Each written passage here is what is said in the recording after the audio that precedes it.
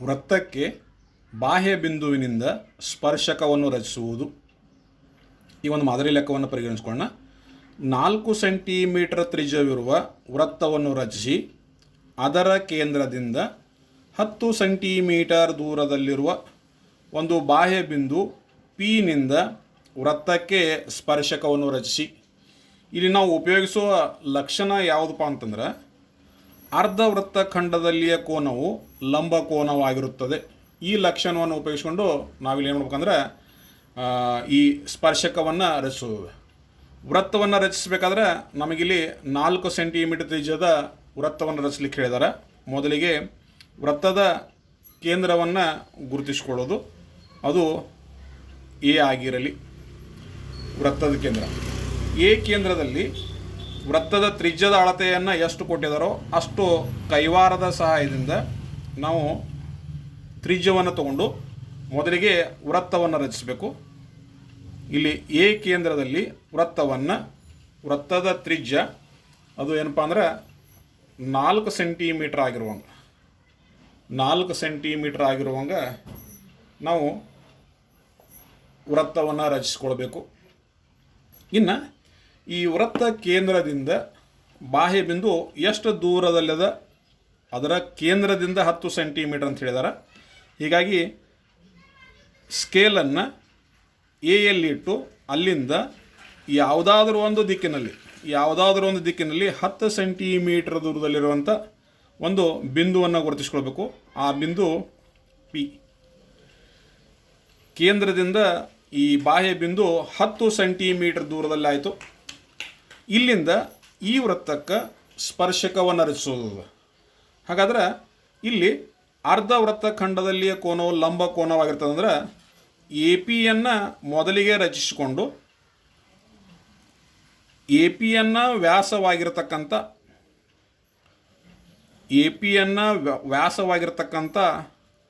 ಒಂದು ವೃತ್ತವನ್ನು ರಚಿಸಿ ಆ ವೃತ್ತದಲ್ಲಿ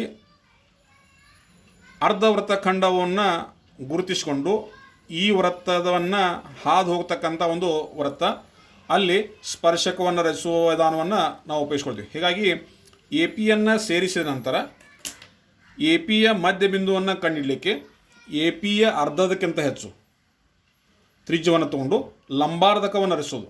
ಎ ಪಿಯ ಅರ್ಧದಕ್ಕಿಂತ ಹೆಚ್ಚು ತ್ರಿಜ್ಯವನ್ನು ತಗೊಂಡು ಲಂಬಾರ್ಧಕ ರಚಿಸಬೇಕು. ಅರ್ಧದಕ್ಕಿಂತ ಕಡಿಮೆ ತೆಗೆದುಕೊಂಡ್ರೆ ಆ ಕಂಸಗಳು ಏನಪ್ಪ ಅಂದರೆ ಒಂದಕ್ಕೊಂದು ಛೇದಿಸೋದಿಲ್ಲ. ಎ ಪಿಯ ಅರ್ಧದಕ್ಕಿಂತ ಹೆಚ್ಚಿಗೆ ತಗೊಂಡು ಮೇಲ್ಭಾಗದಲ್ಲಿ ಒಂದು, ಕೆಳಭಾಗದಲ್ಲಿ ಒಂದು, ಪಿಯಿಂದ ಎದಿಂದ ಮೇಲ್ಭಾಗದಲ್ಲಿ ಒಂದು ಕಂಸ, ಕೆಳಭಾಗದಲ್ಲಿ ಒಂದು ಕಂಸ, ಎರಡೂ ಕಂಸಗಳು ಒಂದಕ್ಕೊಂದು ಛೇದಿಸುವ ರೀತಿಯಲ್ಲಿ ಮೇಲ್ಭಾಗದಲ್ಲಿ ಕೆಳಭಾಗದಲ್ಲಿ ಹೊಡೆದ ನಂತರ ಆ ಛೇದನ ಬಿಂದುವನ್ನು ಆಧರಿಸಿಕೊಂಡು ನಾವು ಒಂದು ಡಾಟೆಡ್ ಗೆರೆಯನ್ನು ಹೊಡಿಬೇಕು. ಆ ಡಾಟೆಡ್ ಗೆರೆ ಏನು ಮಾಡಿರ್ತದಪ್ಪ ಅಂದ್ರೆ ಎ ಪಿಯನ್ನು ಲಂಬವಾಗಿ ಅರ್ಧಿಸ್ತದೆ. ಹೀಗಾಗಿ ಎ ಪಿಯ ಮಧ್ಯ ಬಿಂದು ಸಿಕ್ಕ ನಂತರ ಅದು ಓ ಆಗಿರಲಿ. ಓವನ್ನು ಕೇಂದ್ರವಾಗಿಟ್ಕೊಂಡು ಎ ಮತ್ತು ಪಿ ಇವೆರಡೂದರ ಮೂಲಕ ಹಾದು ಹೋಗ್ತಕ್ಕಂಥ ಒಂದು ವೃತ್ತವನ್ನು ರಚಿಸಬೇಕು. ಆ ವೃತ್ತ ಡಾಟೆಡ್ ಆಗಿರಲಿ. ಅದು ಡಾಟೆಡ್ ವೃತ್ತ ಆಗಿರಲಿ. ಈಗ ಇದೊಂದು ಎ ಪಿಯನ್ನು ಹೊಂದಿರತಕ್ಕಂಥ ಒಂದು ಅರ್ಧ ವೃತ್ತ ಆಯಿತು. ಇದು ದತ್ತ ವೃತ್ತವನ್ನು ಎಲ್ಲಿ ಛೇದಿಸ್ತದನೋ ಆ ಬಿಂದು ಏನಾಗಿರ್ತದಪ್ಪ ಅಂತಂದ್ರೆ ನಮಗೆ ಒಂದು ಸ್ಪರ್ಶ ಬಿಂದು ಆಗಿರ್ತದೆ. ಇದು ಸ್ಪರ್ಶ ಬಿಂದು ಎಕ್ಸ್. ಇನ್ನು ಪಿ ಮತ್ತು ಎಕ್ಸನ್ನು ಸೇರಿಸಿ ನಾವು ರೇಖೆಯನ್ನು ಎಳೆದದ್ದಾದ್ರೆ ಅದು ಈ ವೃತ್ತಕ್ಕೆ ಪಿ ಬಿಂದುವಿನಿಂದ ಎಳೆದಂಥ ಸ್ಪರ್ಶಕವಾಗಿರ್ತದೆ.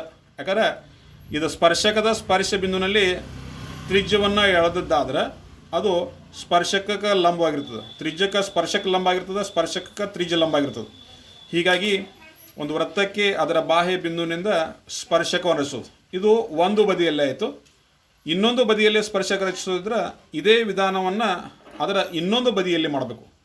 ಈಗಾಗಲೇ ಎ ಪಿಯನ್ನು ಸೇರಿಸಿದ್ದದ, ಅದರ ಲಂಬಾರ್ಧಕ ರಚಿಸಿದ ನಂತರ ಅದರ ಕೇಂದ್ರ ಸಿಕ್ಕದ, ಎ ಪಿಯ ಮಧ್ಯಬಿಂದು ಸಿಕ್ಕದ. ಎ ಮತ್ತು ಪಿಗಳ ಮೂಲಕ ವೃತ್ತವನ್ನು ರಚಿಸ್ತೀವಲ್ಲ ಅದು ಅದರ ಇನ್ನೊಂದು ಭಾಗದಲ್ಲಿ ನಾವು ರಚನೆ ಮಾಡ್ತಾ ಹೋಗಬೇಕು. ಅದರ ಇನ್ನೊಂದು ಭಾಗದಲ್ಲಿ ನಾವು ರಚನೆಯನ್ನು ಮಾಡ್ತಾ ಹೋಗಬೇಕು. ಅದು ವೃತ್ತ ಡಾಟೆಡ್ ಆಗಿರಲಿ, ಡಾಟೆಡ್ ವೃತ್ತ ಆಗಿರಲಿ. ಹೀಗಾಗಿ ಈ ವೃತ್ತವನ್ನು ಇಲ್ಲಿ ಎಲ್ಲಿ ಛೇದಿಸ್ತದನೋ ಆ ಬಿಂದು ಇನ್ನೊಂದು ಸ್ಪರ್ಶ ಬಿಂದು ಆಗಿರ್ತದೆ. ಆ ಸ್ಪರ್ಶ ಬಿಂದುವನ್ನು ಮತ್ತು ಪಿಯನ್ನು ಸೇರಿಸಿ ನಾವು ರೇಖೆಯನ್ನು ಹೊಡೆದಾದ್ರೆ ಅದು ಇನ್ನೊಂದು ಸ್ಪರ್ಶಕ ಆಗಿರ್ತದೆ. ಅಂದರೆ ಸ್ಪರ್ಶಕ ಅಂದ್ರೆ ವೃತ್ತಕ್ಕೆ ಅದರ ಪರಿಧಿಯ ಮೇಲಿನ ಏಕೈಕ ಬಿಂದುವಿನ ಮೂಲಕ ಹಾದು ಹೋಗತಕ್ಕಂಥ ರೇಖೆಗೆ ನಾವು ಸ್ಪರ್ಶಕ ಅಂತ ಕರಿತೀವಿ. ಈ ರೀತಿ ಒಂದು ವೃತ್ತಕ್ಕೆ ಅದರ ಬಾಹ್ಯ ಬಿಂದುವಿನಿಂದ ಎಳೆತಕ್ಕಂಥ ಸ್ಪರ್ಶಕಗಳು ಇವು. ಗರಿಷ್ಠ 2 ಸ್ಪರ್ಶಕಗಳನ್ನು ನಾವು ರಚಿಸಬಹುದು.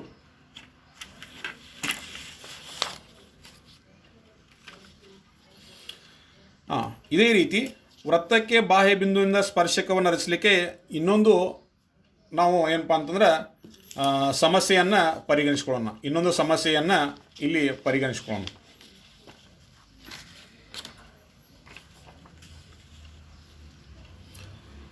ಒಂದು ವೃತ್ತಕ್ಕೆ ಬಾಹ್ಯ ಬಿಂದುವಿನಿಂದ ಸ್ಪರ್ಶಕವನ್ನು ರಚಿಸ್ತಕ್ಕಂಥದ್ದು ಇನ್ನೊಂದು ಸಮಸ್ಯೆ.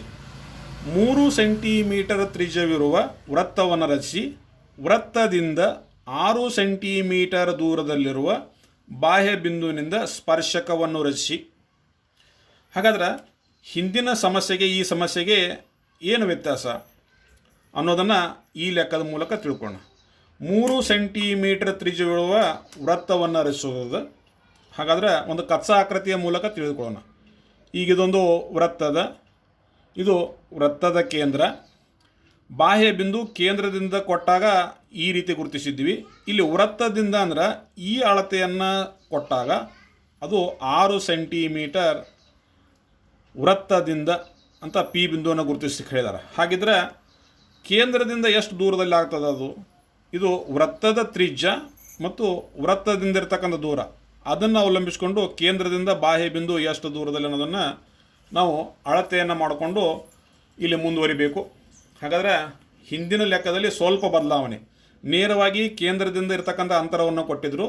ಇಲ್ಲಿ ವೃತ್ತದಿಂದ ಅಂತರವನ್ನು ಕೊಟ್ಟಾಗ ಕೇಂದ್ರದಿಂದ ಅದು ಎಷ್ಟು ದೂರದಲ್ಲಿರ್ತದೆ ಅನ್ನೋದು ಅಳತೆಯನ್ನು ನಾವು ಮೊದಲಿಗೆ ಕಂಡುಕೋಬೇಕು. ಹಾಗಿದ್ಮೇಲೆ ಈಗ ವೃತ್ತದ ಕೇಂದ್ರವನ್ನು ಗುರುತಿಸ್ಕೊಳ್ಳೋಣ. ವೃತ್ತದ ಕೇಂದ್ರ ಎ ಆಗಿರಲಿ. ಇಲ್ಲಿ 3 ಸೆಂಟಿಮೀಟರ್ ತ್ರಿಜ್ಯದ ವೃತ್ತವನ್ನು ರಚಿಸ್ಲಿಕ್ಕೆ ಹೇಳಿದ್ದದ. 3 ಸೆಂಟಿಮೀಟರ್ ತ್ರಿಜ್ಯದ ವೃತ್ತವನ್ನು ರಚಿಸ್ಲಿಕ್ಕೆ ಹೇಳಿದ್ದದ. ಹಾಗಾದ್ರೆ ಎಯಲ್ಲಿ 3 ಸೆಂಟಿಮೀಟರ್ ವೃತ್ತದ ತ್ರಿಜ್ಯದ ವೃತ್ತವನ್ನು ನಾವು ಮೊದಲಿಗೆ ರಚಿಸ್ಕೊಳ್ಳೋಣ.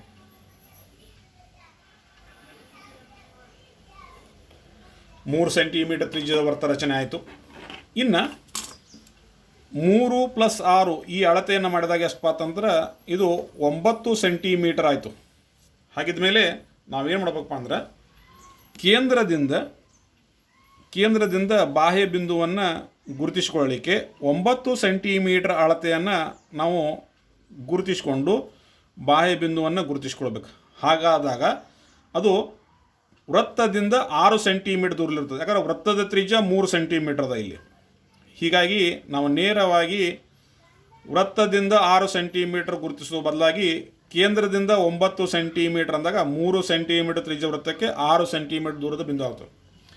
ಇನ್ನು ಈ ಬಿಂದುವಿನಿಂದ ಈ ವೃತ್ತಕ್ಕೆ ಸ್ಪರ್ಶಕವನ್ನು ರಚಿಸಬೇಕಾದ್ರೆ ನಾವು ಹಿಂದಿನ ಲೆಕ್ಕದಲ್ಲಿ ಅನುಸರಿಸಿದ ವಿಧಾನವನ್ನು ಉಪಯೋಗಿಸಬೇಕು. ಬಾಹ್ಯ ಬಿಂದುವಿನಿಂದ ವೃತ್ತಕ್ಕೆ ಸ್ಪರ್ಶಕವನ್ನು ರಚಿಸೋದು ಅಂದರೆ ಆ ಬಾಹ್ಯ ಬಿಂದುವನ್ನು ತಂದು ಕೇಂದ್ರದಲ್ಲಿ ಸೇರಿಸಿ ಒಂದು ರೇಖೆಯನ್ನು ಎಳಿಬೇಕು.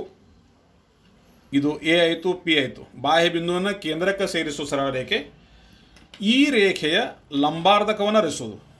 ಈ ರೇಖೆಯ ಲಂಬಾರ್ಧಕ ಅರ್ಧದಕ್ಕಿಂತ ಹೆಚ್ಚಿಗೆ ತ್ರಿಜ್ಯ ತಗೊಂಡು ಮೇಲ್ಭಾಗದಲ್ಲಿ ಒಂದು ಕಂಸ, ಕೆಳಭಾಗದಲ್ಲಿ ಒಂದು ಕಂಸ ಪಿಯಿಂದ, ಅದೇ ರೀತಿ ಎದಿಂದ ಮೇಲ್ಭಾಗದಲ್ಲಿ ಒಂದು ಕಂಸ, ಕೆಳಭಾಗದಲ್ಲಿ ಒಂದು ಕಂಸ, ಪರಸ್ಪರ ಛೇದಿಸುವ ರೀತಿಯಲ್ಲಿ ಆ ಕಂಸಗಳಾಗಿರಲಿ.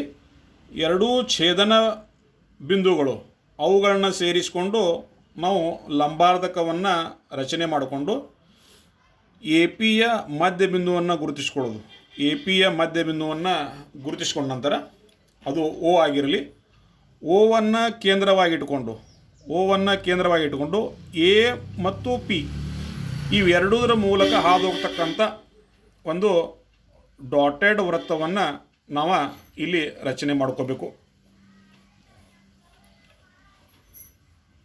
ಡಾಟೆಡ್ ವೃತ್ತವನ್ನು ರಚನೆ ಮಾಡ್ತಾ ಬರಬೇಕು.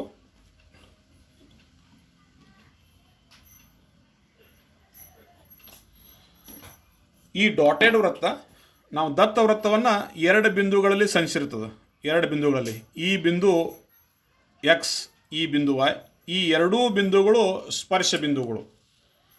ಹೀಗಾಗಿ ಪಿ ಮತ್ತು ಎಕ್ಸನ್ನು ಸೇರಿಸಿ ಒಂದು ರೇಖೆಯನ್ನು ಹೊಡೆದಿದ್ದಾದರೆ ಇದು ಒಂದು ಸ್ಪರ್ಶಕ.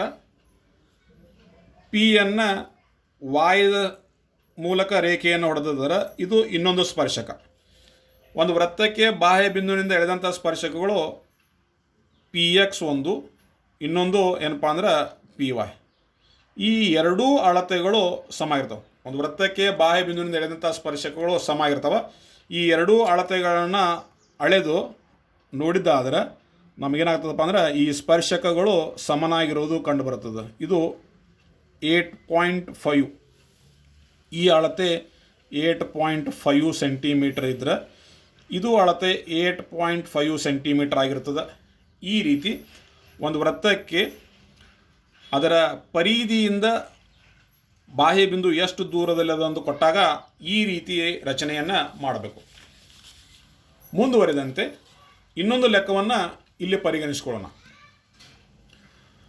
ಒಂದು ವೃತ್ತದ ತ್ರಿಜ್ಯವನ್ನು ಕೊಟ್ಟು ಸ್ಪರ್ಶಕಗಳ ನಡುವಿನ ಕೋನವನ್ನು ಕೊಟ್ಟಾಗ ಸ್ಪರ್ಶಕವನ್ನು ರಚಿಸುವುದು, ಅಥವಾ ವೃತ್ತಕ್ಕೆ ಎರಡು ತ್ರಿಜ್ಯಗಳನ್ನು ಕೊಟ್ಟಾಗ ಆ ತ್ರಿಜ್ಯಗಳ ಅಂತ್ಯ ಬಿಂದುವಿನಲ್ಲಿ ಸ್ಪರ್ಶಕ ರಚಿಸೋದು. ಈ ರೀತಿ ಅನ್ವಯಿಕ ಒಂದು ಸಮಸ್ಯೆಯನ್ನು ಕೊಟ್ಟಿರ್ತಾರೆ. ಇಲ್ಲಿ ನಾವು ಪರಿಗಣಿಸೋ ಲೆಕ್ಕ 4.5 ಸೆಂಟಿಮೀಟರ್ ತ್ರಿಜ್ಯವಿರುವ ವೃತ್ತಕ್ಕೆ ಸ್ಪರ್ಶಕಗಳ ನಡುವಿನ ಕೋನ 60 ಡಿಗ್ರಿ ಇರುವಂತೆ ಒಂದು ಜೊತೆ ಸ್ಪರ್ಶಕಗಳನ್ನು ರಚಿಸುವುದು. ಇಲ್ಲಿ ನಾವು ಉಪಯೋಗಿಸ್ತಕ್ಕಂಥ ನಿಯಮ ಏನಪ್ಪ ಅಂದ್ರೆ ಸ್ಪರ್ಶಕಗಳ ನಡುವಿನ ಕೋನ ಸರಿ 180 ಡಿಗ್ರಿ ಮೈನಸ್ ಸ್ಪರ್ಶ ಬಿಂದುವಿನಲ್ಲಿ ಎಳೆದಂಥ ತ್ರಿಜ್ಯಗಳ ನಡುವಿನ ಕೋನ. ಈ ರೀತಿ ನಾವೇನಪ್ಪ ಅಂದ್ರೆ ಈ ನಿಯಮವನ್ನು ಉಪಯೋಗಿಸ್ಕೊಂಡು ನಾವಿಲ್ಲಿ ಸಮಸ್ಯೆಯನ್ನು ಬಿಡಿಸ್ತೀವಿ. ಹಾಗಿದ್ರೆ ಈ ಸಮಸ್ಯೆಯನ್ನು ಯಾವ ರೀತಿ ಬಿಡಿಸ್ಬೇಕು? ವೃತ್ತದ ತ್ರಿಜ್ಯವನ್ನು ಕೊಟ್ಟದ 4.5 ಸೆಂಟಿಮೀಟರ್. ಆ ಅಳತೆಯನ್ನು ಆಧರಿಸಿಕೊಂಡು ನಾವು ಒಂದು ವೃತ್ತವನ್ನು ಮೊದಲಿಗೆ ರಚನೆ ಮಾಡ್ಕೋಬೇಕು. 4.5 ಸೆಂಟಿಮೀಟರ್ ಅಳತೆಯನ್ನು ಕೊಟ್ಟದ್ದದ. ಹೀಗಾಗಿ ಒಂದು ವೃತ್ತವನ್ನು ರಚಿಸಲಿಕ್ಕೆ ಮೊದಲಿಗೆ ನಮಗೆ ಬೇಕಾಗಿರೋದು ಅದರ ಕೇಂದ್ರ ಬಿಂದು ಎ ಆಗಿರಲಿ. ಎಯಲ್ಲಿ ಒಂದು ವೃತ್ತವನ್ನು 4.5 ಸೆಂಟಿಮೀಟರ್ ಅಳತೆಯನ್ನು ಹೊಂದಿರತಕ್ಕಂಥ ಒಂದು ವೃತ್ತವನ್ನು ರಚಿಸ್ಕೊಳ್ಳೋದು.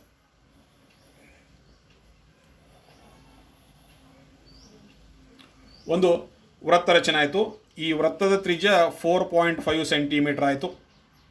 ಇನ್ನು ಈ ವೃತ್ತಕ್ಕೆ ಸ್ಪರ್ಶಕವನ್ನು ರಚನೆ ಮಾಡೋದು. ಆ ಸ್ಪರ್ಶಕಗಳ ನಡುವಿನ ಕೋನ 60 ಡಿಗ್ರಿ ಇರಬೇಕು. ಹಾಗಾದ್ರೆ ಸ್ಪರ್ಶಕಗಳ ನಡುವಿನ ಕೋನ 60 ಡಿಗ್ರಿ ಇರಬೇಕಾದ್ರೆ ನಮಗೆ ತ್ರಿಜ್ಯಗಳ ನಡುವಿನ ಕೋನವನ್ನು ಮೊದಲಿಗೆ ಕಂಡುಹಿಡಬೇಕು. ಹಾಗಾದರೆ 180 ಡಿಗ್ರಿಯಲ್ಲಿ 60 ಡಿಗ್ರಿಯನ್ನು ಕಳೆದದ್ದಾದ್ರೆ ಎಷ್ಟು ಬರ್ತದನೋ ಆ ಅಳತೆಯನ್ನು ಮೊದಲಿಗೆ ಕಂಡುಹಿಡ್ಕೋಬೇಕು. 180ರಲ್ಲಿ 60 ಡಿಗ್ರಿಯನ್ನು ಕಳೆದದ್ದಾದ್ರೆ 120 ಡಿಗ್ರಿ ಬಂತು.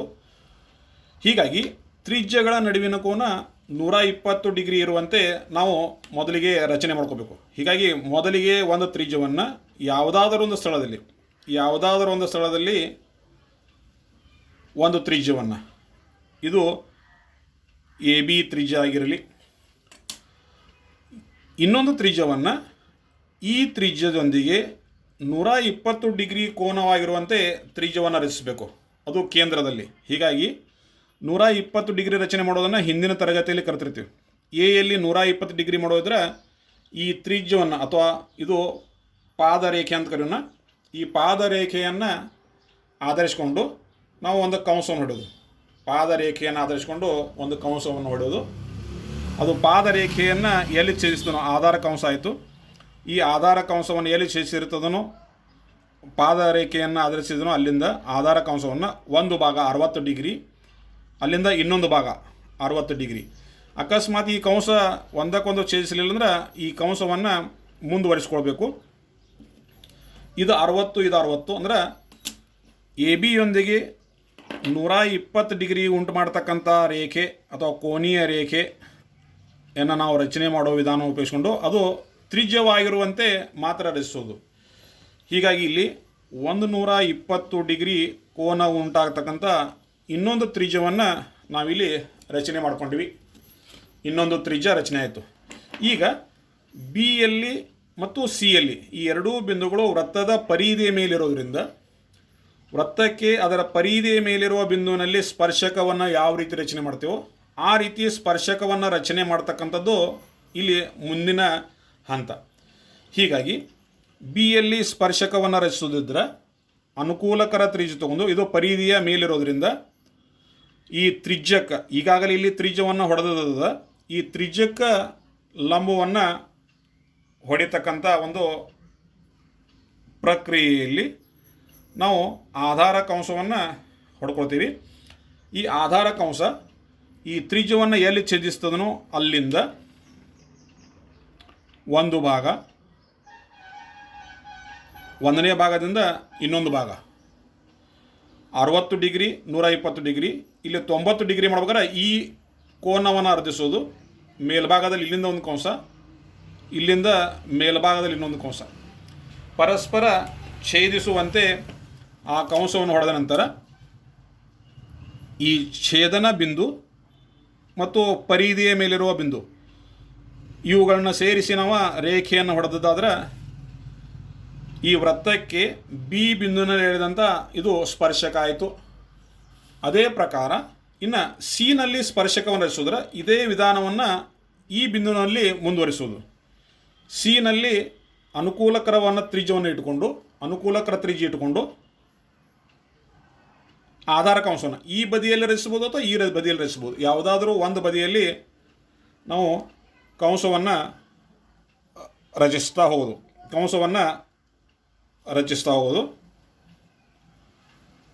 ರಚಿಸಿದ ನಂತರ ಅದು ತ್ರಿಜ್ಯವನ್ನು ಎಲ್ಲಿ ಛೇದಿಸ್ತದನೋ ಅಲ್ಲಿಂದ ಒಂದನೇ ಭಾಗ, ಇಲ್ಲಿಂದ ಎರಡನೇ ಭಾಗ.